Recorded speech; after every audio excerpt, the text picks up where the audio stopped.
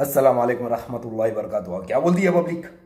मैंने थोड़े टाइम पहले ही कम्युनिटी के ऊपर डाला था कि कल एक वीडियो बनेगी, जो एक लेटेस्ट वायरल फीवर बोल रहे हैं, जिसको लोग लकवा समझ रहे हैं। एक्चुअली उसको पैरालाइज समझ के इलाज ना करें। उसका नाम है मेटास्टासिस। मेटास्टासिस उसकी स्पेलिंग बताता हूँ। METASTASIS। एक्चुअली मेटास्टासिस है ना, बॉडी के पार्ट्स है जैसा जॉइंट होता है।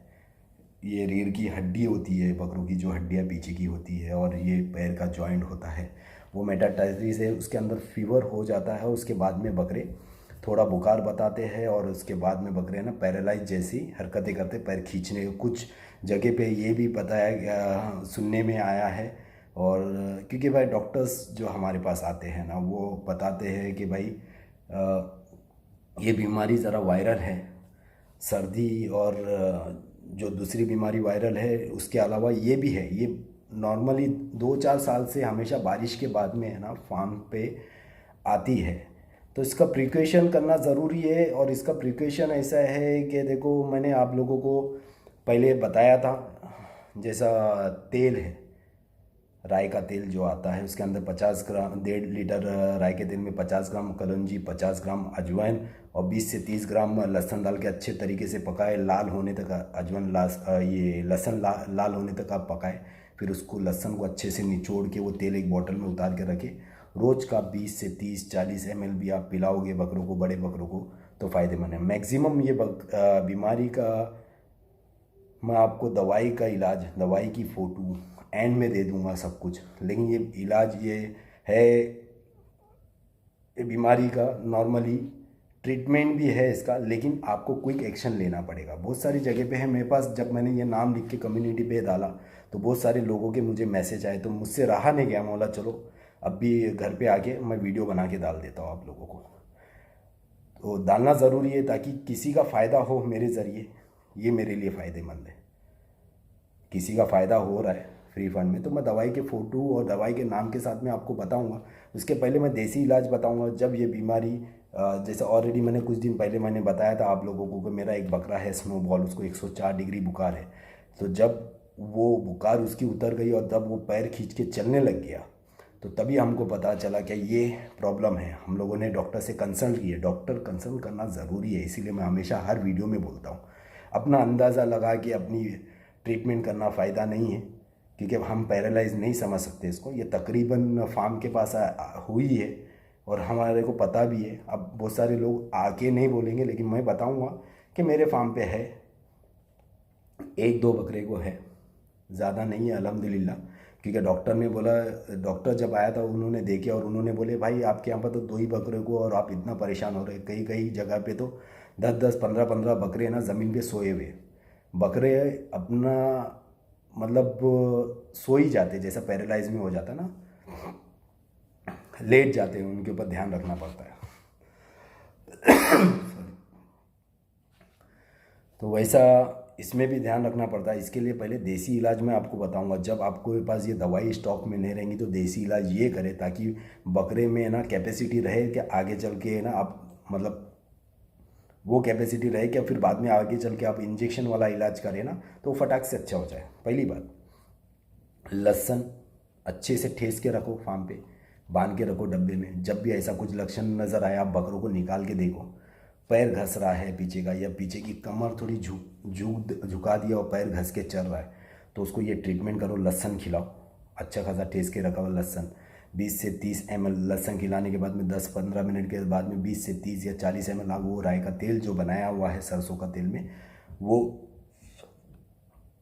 अब वो बकरे को दो। उसके बाद में देसी अंडे, 1-2 देसी अंडे भी डाल दो 15-20 मिनट के बाद में, या आधा 1 घंटे के बाद में, या दिन में 1 देसी अंडा या 2 देसी अंडे दो, ताकि बकरे के बॉडी में झंझनाट रहे, गर्माहट रहे। अब रहेगा इसका डॉक्टरी इलाज। डॉक्टरी इलाज ऐसा है कि देखो, इसके अंदर एक सिरप आती है जिसका नाम है मेकाबोलामाइन। स्पेलिंग बोलूँगा और बाद में लास्ट में फ़ोटो भी डालूँगा। मेकाबोलामाइन, MECOBOLAMIN, ये सिरप है।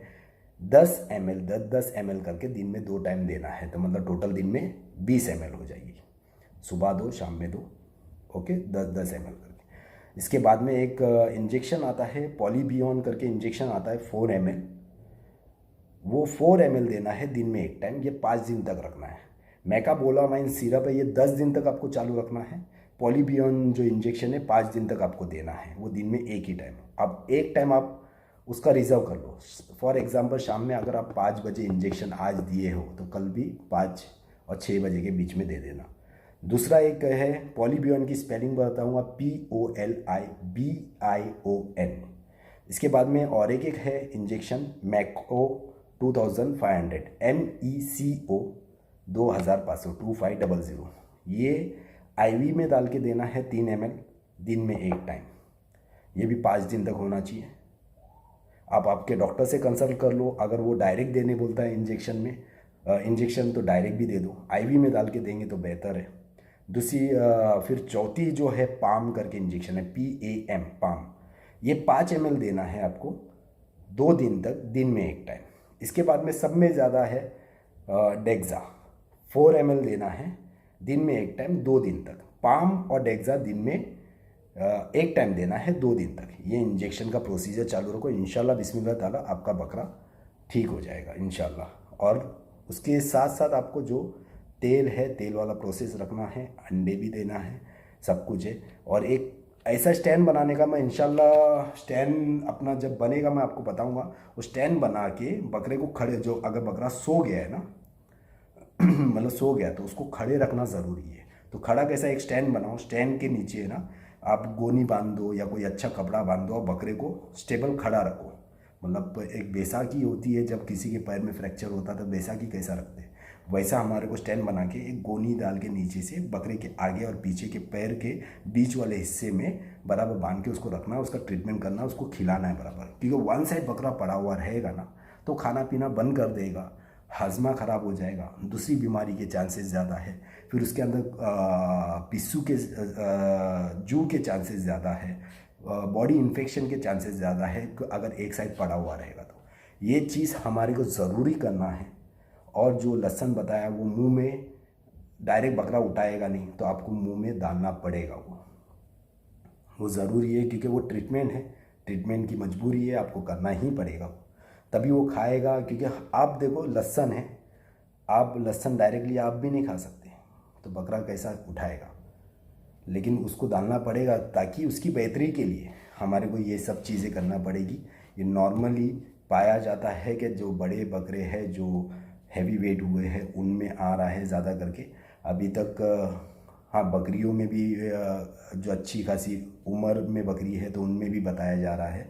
लेकिन ये सब चीज़ की प्रिकॉशन करो इंशाल्लाह बिस्मिल्लाह ताला। मेरी ये दुआ है कि किधर कोई भी फार्म पे किधर भी ये बीमारी ना हो, और नहीं हुई है किधर भी तो बड़ी अच्छी बात है। अल्लाह ताला उनके फार्म को ऐसे ही बीमारी से दूर रखे, मेरी यही दुआ है। चाहे वो मेरे चाहने वाले हो या नहीं हो, मैं सबके लिए यही दुआ करता हूँ। अल्लाह ताला अगर किसी के भी फार्म पे ये बीमारी है, अल्लाह ताला उनके जानवरों को शिफा दे। किसी के भी फार्म पे कोई भी बीमारी नहीं लगे, क्योंकि हर किसी का मेहनत का पैसा है, चाहे कोई भी हो भाई, चाहे कोई भी हो। तकलीफ़ होती है, तकलीफ़ होती है, इतना प्रिकॉशन भी करता है कोई और सब कुछ है, डॉक्टर विजिट हो, तो उसके बावजूद में भी अगर कुछ होता है तो तकलीफ़ होती है। जानवर को थोड़ा सा भी, मेरे फार्म पे तो जानवर को थोड़ी सी चोट भी लगती है तो पूरा मेरे स्टाफ से लेके, मेरे भाई से लेके, मेरे घर वाले से लेके सबको तकलीफ़ होती है, दुख होता है। तो हम लोग ट्रीटमेंट करते हैं। कल आज सुबह से डॉक्टर आए, ट्रीटमेंट हुआ अल्हम्दुलिल्लाह।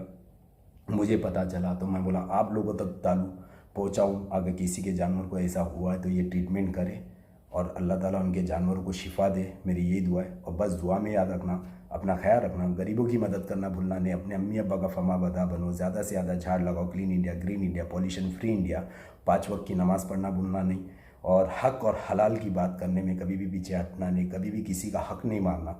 और जब भी नमाज़ पढ़ने के बाद में जब भी तुम दुआ के लिए हाथ उठाओ तो मेरा नाम लेके दुआ करना, RK गोट फार्म का नाम लेके दुआ करना कि अल्लाह ताला अच्छे से अच्छे जानवर तैयार करे।